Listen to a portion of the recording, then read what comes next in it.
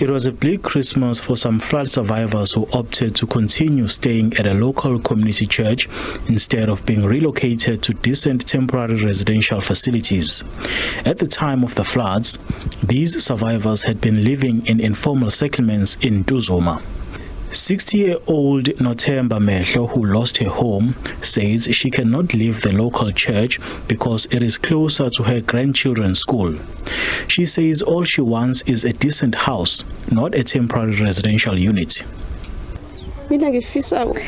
Life at the community hall is not easy. All I want is to be provided with my own house. I also don't want to go back to living in a shack. At least at this hall, it is much better. In other halls, I have stayed in and it was overcrowded. Sometimes people would fight. Others would drink and play loud music. At least Cinile Mhlongo, a mother of an 8-month-old and a 6-year-old, says while she is concerned about her children's well-being, she says it is more convenient to stay at the church. Government should help us with houses. It's impossible and inconvenient for us to move. I personally have already registered my child to a nearby school. Another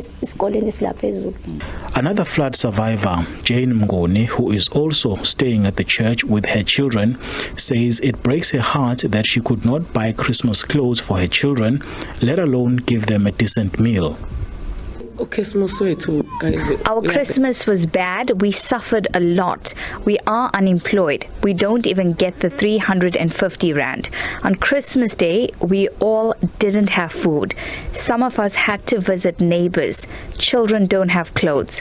We don't even know where they will get school uniforms when schools open for 2023.